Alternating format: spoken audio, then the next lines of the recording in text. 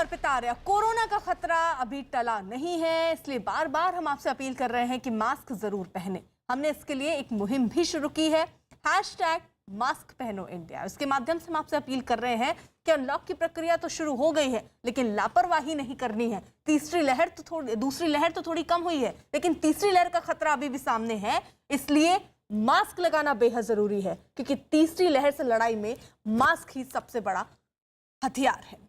बात अब उत्तर प्रदेश के उन्नाव से इस वक्त बड़ी खबर आ रही है। खबर है वहां गांव वालों ने पुलिस पर हमला कर दिया। इस घटना का एक वीडियो भी सामने आया, जिसमें कई लोग पुलिस वालों पर पथराव करते दिखे। जान बचाने के लिए पुलिस वाले वहां से भागते भी नजर आए। बताया गया कि एक रोज पहले वहां सड़क हादसे में 2 लोगों की मौत हुई थी, जिसका विरोध जताने के लिए उनके घर वालों ने गाँव वालों के साथ मिलकर सड़क जाम कर दिया। जिसकी खबर मिलते ही पुलिस की एक टीम उन्हें समझाने और जाम खुलवाने पहुंची थी, लेकिन तभी हंगामा कर रहे लोगों ने उन्हें घेर लिया, पत्थरबाजी शुरू कर दी, जिससे वहां बवाल हो गया। तो ये तस्वीरें आप उत्तर प्रदेश के उन्नाव की देख रहे हैं, जहां गांव वालों ने पुलिस पर हमला बोल दिया। इस घटना का एक वीडियो भी सामने आया, जिसमें कई लोग पुलिस वालों पर पथराव करते दिखे। जान बचाने के लिए पुलिस वाले वहां से भागते भी नजर आए।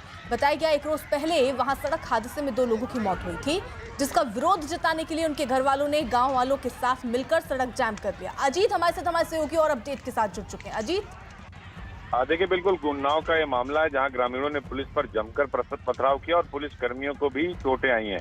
पुलिस कर्मियों को घेर कर 2 तरफ से गांव वालों ने पथराव करना शुरू किया, जिससे बीच में पुलिस के जो कर्मचारी थे, जो पुलिस कर्मी थे, उसमें आरएएफ की भी थे, सभी लोग गिर गए। मामला ये था कि सड़क हादसे में कल 2 युवकों की मौत हुई थी, जिसकी वजह से नाराज लोगों ने दोनों के 100 को रखकर आज मार्ग को जाम किया था। पुलिस उस मार्ग जाम को खुलवाना चाह रही थी, लेकिन इससे पहले वो बातचीत होती, ग्रामीण जो थे वहां भड़क गए और पुलिस के ऊपर ही हमला बोल दिया। ये उन्नाव सदर की कोतवाली का जो अकरमपुर का है, वहां का मामला। हालांकि डीएम एसएसपी मौके पर पहुंचे और अभी फिलहाल पुलिस ने लाठीचार्ज करके उन लोगों को सड़क से हटा दिया, लेकिन इस बीच जमकर पथराव हुआ। लगभग 10 से 15 मिनट तक ये पूरा एपिसोड चला, जिसमें पुलिस वालों को भी पत्थर लगे हैं और गांव वालों को भी वहां से भागने पर मजबूर होना पड़ा। तो जमकर पथराव गांव वालों ने पुलिस वालों के ऊपर किया, जिसके बाद अब पुलिस भारी मात्रा में पहुंची है और उन लोगों की तलाश कर रही है जिन उपद्रवियों ने पथराव किया, जिसमें चोटें आई पुलिस कर्मियों को। अर्पिता, अजीत, कितने लोग घायल बताए जा रहे हैं? देखिए, बिल्कुल इसमें 2 पुलिस कर्मियों को चोट लगी है, जिनको पत्थर लगा है, एक तो सर पे और एक पैर में। तो उनको जो अस्पताल है वहां उन इलाज के लिए भेजा गया। हालांकि मामूली चोट है, किसी तरह की खतरे की बात नहीं है, लेकिन कई सारे पुलिस कर्मियों को पत्थर से चोट लगी है, जिसको लेकर पुलिस वाले भी काफी आक्रोशित थे। लेकिन फिलहाल आला अधिकारी पहुंचे हैं, उन्होंने स्थिति को कंट्रोल किया और उन लोगों की तलाश की जा रही जो 10 से 15 उपद्रवी थे गांव के, जिन्होंने पथराव शुरू किया था। हालांकि उस प्रदर्शन में महिलाएं भी शामिल थी, लेकिन महिलाओं को किनारे कर दिया गया था और पथराव के बीच 10 से 15 मिनट तक खूब जमकर पथराव हुई, जिसके बाद पुलिस को भी लाठीचार्ज करना पड़ा।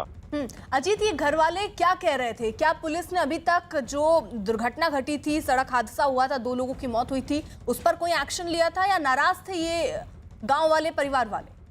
देखिए, बिल्कुल गांव वाले इस बात को लेकर नाराज थे कि जो दुर्घटना हुई थी उसमें एफआईआर दर्ज करके कार्रवाई की जाए। उनका साफ तौर पर कहना था कि एक्सीडेंट हुआ नहीं, एक्सीडेंट की जांच की जाए, हो सकता है किसी ने जानबूझकर एक्सीडेंट किया हो। इन सब को लेकर उन्होंने 100 को रख दिया था सड़क पर और प्रदर्शन कर रहे थे, जिसको लेकर वो समझाने बुझाने के लिए पुलिस और जो अधिकारी थे वो पहुंचे थे। लेकिन गांव वाले उनकी बात सुनते उसके बजाय उनके ऊपर भड़क गए। जाम खुलवाने की जैसे ही बात आई, उन्होंने पथराव शुरू कर दिया और काफी देर तक ये पथराव होता रहा। तो अब कुल मिलाकर स्थिति कंट्रोल में और पुलिस के जो अधिकारी हैं, आला अधिकारी, वो भी पहुंचे हैं और पूरे मामले में मुकदमा दर्ज करने की तैयारी की जा रही है जिन लोगों ने पथराव किया है। अर्पिता, अजीत, क्या कोई टीम ऐसी भी पुलिस वालों की पहुंची है जिसने परिवार वालों से बात की हो, उनकी समस्या भी सुनी हो और ये भी पता किया हो कि कौन से वो लोग थे जिन्होंने पथराव किया?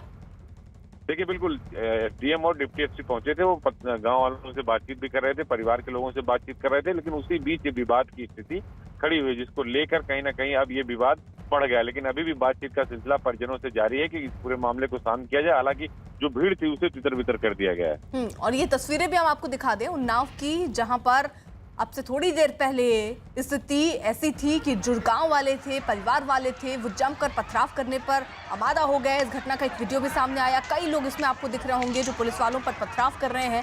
जान बचाने के लिए पुलिस वालों को वहां से भागना पड़ा है। और ये बताया जा रहा है कि एक रोज पहले वहां सड़क हादसे में 2 लोगों की मौत हुई थी, जिसका विरोध जताने के लिए उनके घर वालों ने गांव वालों के साथ मिलकर सड़क जाम कर दिया, जिसकी खबर जब पुलिस को मिली तो एक टीम वहां पर पहुंची इन लोगों को समझाने के लिए ताकि जाम खुलवाया जा सके। लेकिन तभी ये हंगामा हो गया, लोगों ने उन्हें घेर कर पत्थरबाजी शुरू कर दी, जिससे वहां बवाल हो गया। बाद में हालात संभालने के लिए पुलिस को लाठीचार्ज करना पड़ा। अजीत, क्या पुलिस की लाठीचार्ज में भी कोई गांव वाले घायल हुए हैं? देखिए, बिल्कुल पुलिस की लाठीचार्ज में गांव का कोई भी घायल नहीं हुआ। पुलिस ने हल्का बल प्रयोग किया, क्योंकि पथराव कर दिया था तो लिहाजा पुलिस की मजबूरी थी और पुलिस को भी बल प्रयोग करना। लेकिन जो ग्रामीण थे वो काफी तेजी से, जिन लोगों ने पथराव किया था उन पर पुलिस जब हमलावर हुई तो वो भाग खड़े हुए, लेकिन दूर से वो पत्थर मार रहे थे, लिहाजा पुलिस बहुत नजदीक नहीं जा पाई, लेकिन बल प्रयोग करके उनको हटा जरूर दिया। अब उनकी तलाश में पुलिस दबिश दे रही कि वो कौन से लोग हैं जिन्होंने पथराव किया, जिससे पुलिस कर्मियों को चोटें आई और माहौल खराब हुआ है। शुक्रिया जी।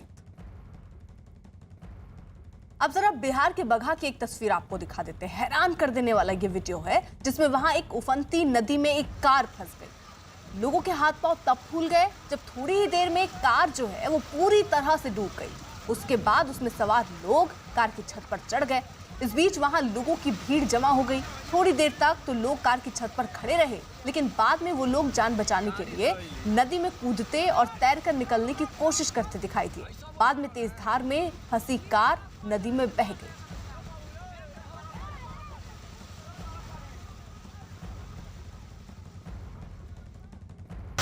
गाड़ी कैली ऐसा वही में रहल है।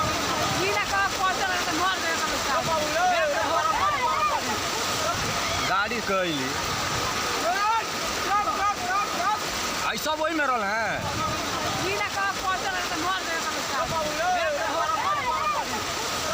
गाड़ी कैली ऐसा वही में रहल है।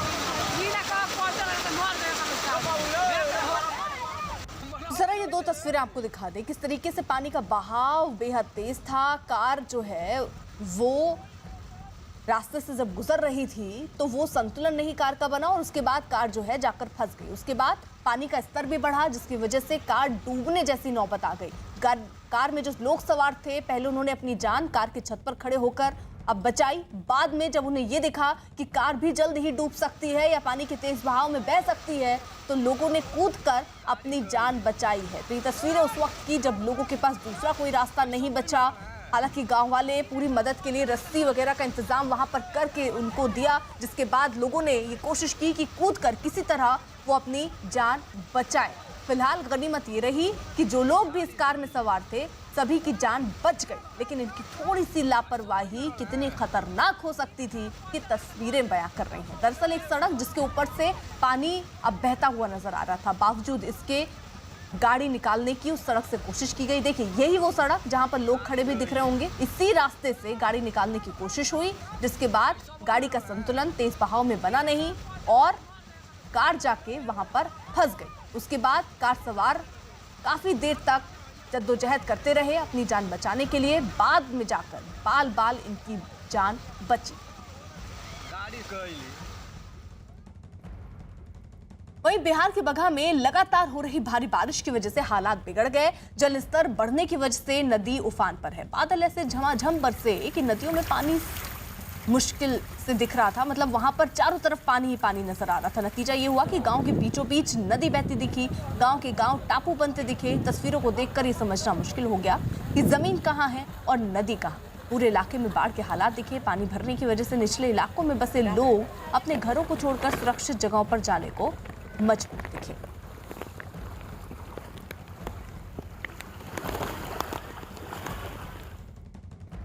उधर नेपाल में भारी बारिश के बाद आई बाढ़ में एक की मौत हो गई, जबकि कई लोग ऐसे हैं जिनका अभी कोई अता पता नहीं है। हालात ये हो गए हैं कि नदियों का जो जलस्तर है वो बहुत बढ़ गया, जिसके बाद उफनती नदी जो है उनके तेज बहाव में कई चीजें बहती नजर आई। इस दौरान जो भी नदी के रास्ते में आया वो बहाव में बहता चला गया। क्या मकान, क्या सड़कें, क्या पुल, सब नदी के बहाव में बहते नजर आए। बताया गया कि नदी किनारे बने कई मकान पानी के तेज बहाव में बह गए, जिसका मलबा पानी में बहता दिखाई दिया। बाढ़ की वजह से कई पुल टूट गए, जिससे कई इलाकों का संपर्क कट गया। इस वजह से काफी दिक्कतें जो स्थानीय लोग हैं उनको भी उठानी पड़ी। इस बाढ़ की वजह से कुछ जगहों पर बिजली के खंभे और फोन के टावर भी टूटकर गिर गए, जिससे बुनियादी जो ढांचा है वो पूरी तरह से खत्म होता दिखाई दिया।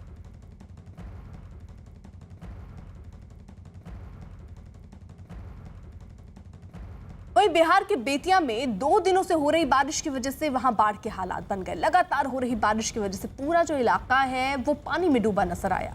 पानी बढ़ने की वजह से नदियां उफान पर आ गईं, जिसकी वजह से कई गांवों में बाढ़ का पानी भर गया। सड़कें, मकान सब पानी में डूबे नजर आए। सड़कों पर पानी ऐसा बहता दिखा मानो कोई वहां नदी बह रही हो। सड़क और नदी में फर्क कर पाना मुश्किल हो गया।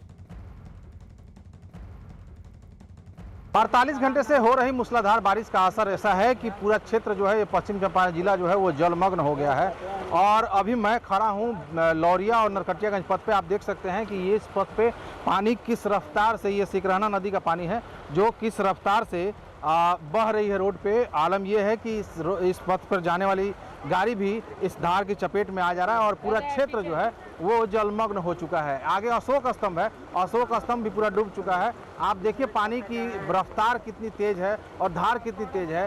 कल रात भी एक गाड़ी सवार लोग जो गाड़ी था इस धार में बह गया था, जिसे लोगों ने रेस्क्यू सुरक्षित कर लिया। जान मान का नुकसान तो नहीं हुआ। जो गाड़ी में सवार लोग थे उन्हें बाहर निकाल लिया गया है। लेकिन देखिए आप, ये सरकारी कार्यालय हो चाहे गाँव हो, हर तरफ सिर्फ पानी ही पानी नजर आ रहा है। पानी सिकरहना नदी जो है वो अपने पूरे उफान पे है और सभी नदियां, जिले की जो भी नदियां हैं वो अपने रौद्र रूप धारण कर चुके हैं, जिसका खामियाजा जो है वो लोगों को भुगतना पड़ रहा है। काफ़ी दर्जनों गांव में ये बाढ़ का पानी पहुंच रहा है और लोग काफ़ी परेशान हैं।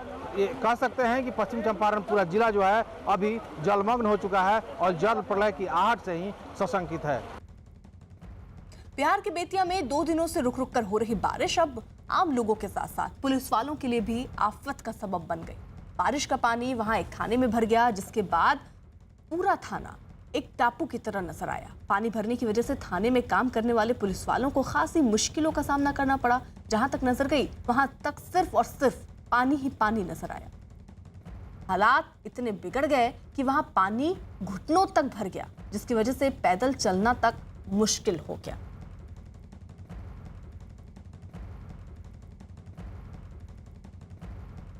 वहीं जो हालात बिहार के गोपालगंज के हैं वो भी जरा आपको दिखा दें। वहां पर भी लगातार बारिश हो रही है, शहर की सूरत बदल गई है।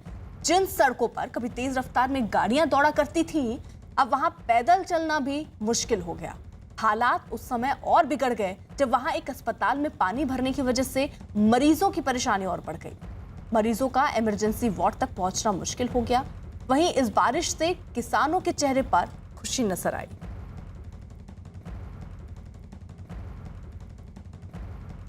वहीं बिहार के गोपालगंज में भारी बारिश के बाद बाढ़ के हालात बन गए, जिसके बाद निचले इलाके में बसे लोग सुरक्षित जगहों पर जाते दिखे। भारी बारिश की वजह से वहां नदियों का जलस्तर बढ़ गया, जिसकी वजह से वहां कई गांवों में पानी बाढ़ का पहुंच गया। इस दौरान वहां खेत, खलियान, मकान, सड़क सब पानी में डूबे नजर आए। वाल्मीकि नगर बराज से लगातार पानी छोड़ा जा रहा है। पानी छोड़ने जाने के बाद आप देखेंगे कि गोपालगंज में भी जो गंडक का जलस्तर वो लगातार बढ़ रहा है। अभी हम सदर प्रखंड के रामनगर में है और ये गंडक का निचला इलाका है जहाँ पर हर साल बाढ़ की त्रासदी लोगों को झेलनी पड़ती है। अभी आप देखेंगे कि ये खाप मकसूदपुर है, मलाई टोला है, इस इलाकों से लोगों का जो प्लान है वो जारी है। जो महिलाएं हैं वो सामान लेकर आ रही हैं। जो सड़कों पर देखेंगे कि जो पानी का जो लेवल है वो किस कदर तेज़ी से पानी बह रहा है। और आप देखें कि जो स्कूल है रामनगर का स्कूल वो पानी में डूबा हुआ है। वहाँ देखें लोग कैसे जो है अपने गाँव से प्लान कर वापस आ रहे हैं। लोगों की जो गन्ने की जो फसल है वो पानी में डूब गई है। जो धान का जो बिछा लगाया था वो पानी में डूब गया है। तो अभी गोपालगंज में गंडक का जलस्तर बढ़ने के साथ साथ लोगों की परेशानी बढ़ने लगी है। तो इस तरह से गोपालगंज में जो लोगों का प्लान है निचले इलाके से वो जारी है और लोग ऊंचे स्थानों पर जा रहे हैं। मुकेश कुमार, न्यूज़ 18, गोपालगंज। तो वहीं भारी बारिश की वजह से बिहार के कैमूर में भी बाढ़ के हालात दिखे। सड़क पर पानी ऐसा बहता दिखा मानो वहां कोई नदी तेज रफ्तार में बह रही है। तस्वीरों को देखकर नदी और सड़क में फर्क करना मुश्किल हो गया। हालात इतने बिगड़ गए कि वहां पुल का हिस्सा गिरने से एक गांव का आसपास का जो इलाका है उससे संपर्क कट गया, जिसकी वजह से कुछ लोग दूसरे किनारे पर फंसे नजर आए। इस दौरान तेज रफ्तार में बहते पानी के बीच से होकर सड़क को पार कर पाना किसी के लिए भी आसान नहीं दिखा। तो दो तस्वीरें पे हम आपको दिखा रहे हैं किस तरीके से सड़क पर सैलाब सा मंजर नजर आने लग गया। बाढ़ जैसे हालात से अब बिहार के कई जिले जो हैं वो जूझ रहे हैं, क्योंकि भारी बारिश हो रही है और उसकी वजह से जलस्तर बढ़ रहा है। कई जगहों पर पुल सड़क जो है वो भी टूटे, जिसकी वजह से आम जन काफ़ी परेशान है। संपर्क गांवों का शहरों से कट गया, जिसकी वजह से भी दिक्कतों का सामना स्थानीय लोगों को करना पड़ रहा है। हम लोग को परेशानी यही है कि यातायात जो आना जाना था वो बंद हो गया है। गाड़ी का भी काम बंद हो गया है, अब कोई गाड़ी चलेगी ही नहीं। 3 दिन से पानी, हाँ 3 दिन से पानी बरस रहा है। परेशानी ये है कि जो कोढ़ी और ओडियाडी के बीच में जो डाइवर्सन बना हुआ था, इस पर यातायात हमारा चालू था। अब ये 2-3 दिन लगातार बारिश होने के चलते ये डाइवर्सन टूट गया, पानी इसके ऊपर से चल रहा है अभी। वहीं राजस्थान के बारा की भी तस्वीरें आपको दिखा दें। वहां पर भी भारी बारिश की वजह से सड़कें दरिया बनी दिखी। सड़कों पर पानी ऐसा बहता दिखा कि मानो कोई नदी वहां तेज रफ्तार में बह रही हो। पानी इतनी तेजी से बह रहा था कि वो अपने सामने आने वाली हर चीज को अपने साथ बहाता नजर आया। तो ये राजस्थान की तस्वीरें आप देखिए, पानी किस तरीके से यहाँ पर बह रहा है। लोगों के घरों के बीच से ऐसा लग रहा है जैसे कोई नदी बह रही हो। तो हालात बाढ़ जैसे उत्पन्न हो गए हैं अलग अलग जगहों पर। लगातार बारिश की वजह से कुछ ऐसी स्थितियां लोगों के सामने हैं। घरों से बाहर निकलना लोगों के लिए मुश्किल हो गया है, लेकिन खतरा तो अब लोगों के सामने ये भी है कि कहीं ये पानी का स्तर बढ़ा तो उनके घर तक उसमें डूब सकते हैं। बिहार के बगहा में लगातार हो रही भारी बारिश की वजह से हालात बिगड़ गए। जलस्तर बढ़ने की वजह से जो नदियां हैं वो उफान पर हैं, जिसके बाद गंडक बराज से भारी मात्रा में पानी छोड़ा गया, जिससे निचले इलाकों में बाढ़ के हालात बन गए। दर्जनों गांवों में नदी का पानी भर गया, जिसके बाद गांव के गांव टापू बने नजर आए। प्रशासन ने लोगों को नदी से दूर रहने की हिदायत दी। सड़कों पर पानी ऐसा बहता दिखाई दिया मानो वहां कोई नदी बह रही हो।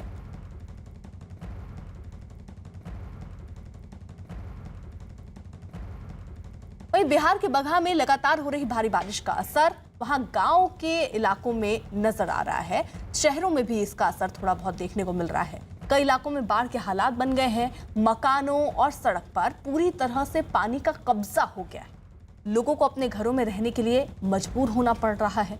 हालात ये हो गए हैं कि सड़क का पानी अब लोगों के घरों में भरता नजर आ रहा है। लोग अपने ही तरीके से पानी को बाहर निकालने की जद्दोजहद कर रहे हैं। लगातार बारिश होने की वजह से हालात और बिगड़ गए हैं। सड़क और नदी में फर्क करना मुश्किल हो गया है। भारी बारिश की वजह से वहां लोगों की मुश्किलें इतनी बढ़ गई हैं कि पैदल चलना तक मुश्किल हो गया। लोग कमर के ऊपर तक भरे पानी में डूबकर चलने को मजबूर दिखे। भारी बारिश की वजह से भरे पानी को देखकर ऐसा लगा कि वो कोई टापू हो।